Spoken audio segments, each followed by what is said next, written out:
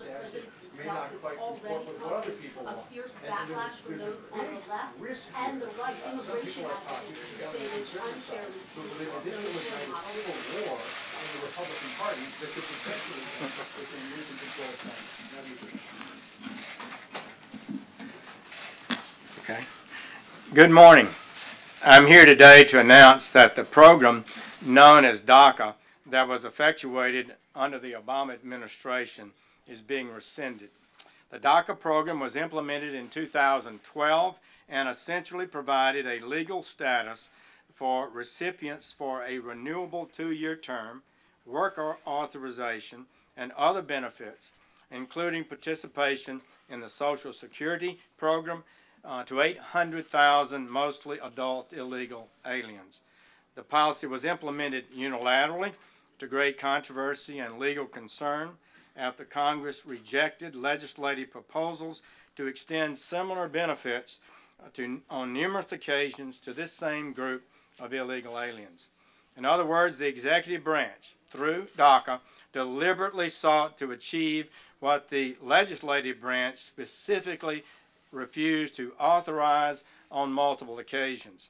Such an open-ended circumvention of immigration laws was an unconstitutional exercise of authority by the executive branch. The effect of this unilateral executive amnesty, among other things, contributed to a surge of minors at the southern border that yielded terrible humanitarian consequences. It also denied jobs to hundreds of thousands of Americans by allowing those same illegal aliens to take those jobs. We inherited from our founders and have advanced an unsurpassed legal heritage, which is the foundation of our freedom, our safety, and our prosperity.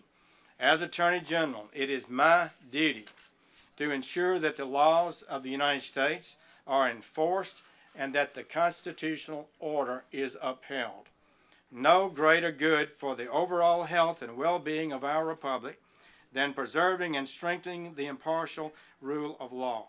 Societies where the rule of law is treasured are societies that tend to flourish and succeed. Societies where the rule of law is subject to political whims and personal biases tend to become societies afflicted by corruption, poverty, and human suffering. To have a lawful system of immigration that serves the national interest, we cannot admit everyone who would like to come here. It's just that simple. That would be an open borders policy, and the American people have rightly rejected that. Therefore, the nation must set and enforce a limit on how many immigrants we admit each year, and that means all cannot be accepted. This does not mean they are bad people or that our nation disrespects or demeans them in any way.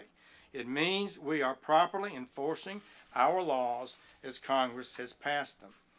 It is with these principles and duties in mind, and in light of imminent litigation, that we reviewed the Obama administration's DACA policy.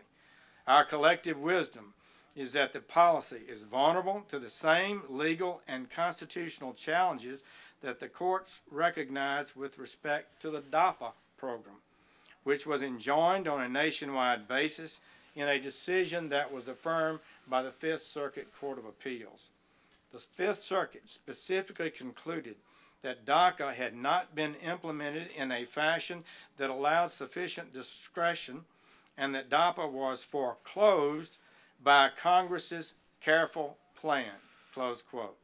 In other words, the immigration law that Congress passed foreclosed this possibility of DACA. In other words, it was inconsistent with the Constitution's separation of powers.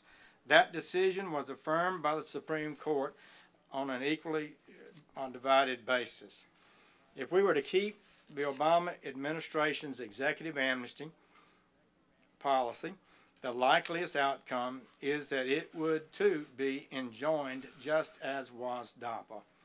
The Department of Justice has advised the President and the Department of Homeland Security that the Department of Homeland Security should begin an orderly, lawful wind down, including the cancellation of the memo that authorized this program. Acting Secretary Duke has chosen appropriately to initiate a wind-down process. This will enable the Department of Homeland Security to conduct an orderly change and fulfill the desire of this administration to create a time period for Congress to act should it so choose. We firmly believe this is the responsible path. Simply put, if we are to further our goal of strengthening the constitutional order and the rule of law in America, the Department of Justice cannot defend this overreach. George Washington University law professor Jonathan Turley, in testimony before the House Judiciary Committee, was clear about the enormous constitutional infirmities raised by this action. He said, quote, in his testimony, "In ordering this blanket exception, President Obama was nullifying part of a law that he simply disagreed with. If a president can claim sweeping discretion to suspend key federal laws, the entire legislative process becomes little more than a pretense. The circumvention of the legislative process not only undermines the authority of this branch," he's referring to the legislative branch, "but destabilizes the tripartite system as a whole." So this is not a little matter. Ending the previous administration's disrespect for the legislative process is an important first step. All immigration policies should serve the interests of the people of the United States, lawful immigrant and native-born alike. Congress should carefully and thoughtfully pursue the types of reforms that are right for the American people. Our nation is comprised of good and decent people who want their government's leaders to fulfill their promises and advance an immigration policy that serves the national interest. We are people of compassion and we are people of law. But there is nothing compassionate about the failure to enforce immigration laws. Enforcing the law saves lives, protects communities and taxpayers, and prevents human suffering. Failure to enforce the laws in the past has put our nation at risk of crime, violence, and terrorism. The compassionate thing to do is end the lawlessness, enforce our laws, and if Congress chooses to make changes to those laws, to do so through the process set forth by our founders in a way that advances the interests of the American people. That is what the President has promised to do and has delivered to the American people.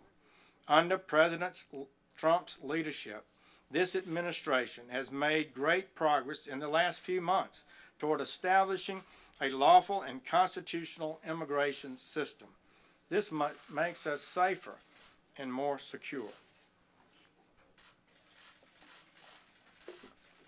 It will further, economically, the lives of millions who are struggling, and it will enable our country to more effectively teach new immigrants about our system of government and to assimilate them to the cultural understandings that support it. The substantial progress in reducing illegal immigration at our border seen in recent months is almost entirely due to the leadership of President Trump and his inspired immigration officers. But the problem is not yet solved, and without more action, we could see illegality rise again rather than be eliminated.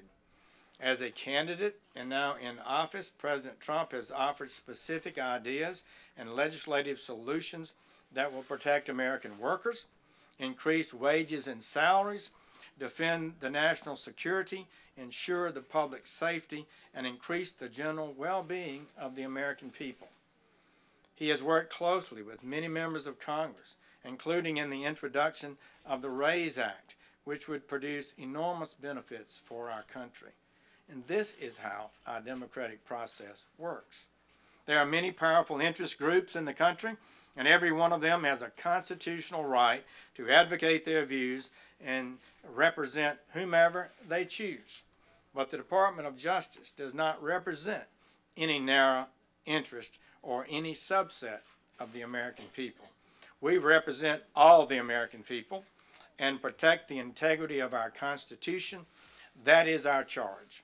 We at the Department of Justice are proud and honored to work to advance this vision for America and to do our best each day to ensure the safety and security of the American people. Thank you very much. Will you use the personal information of DACA recipients? Thank you. to respond to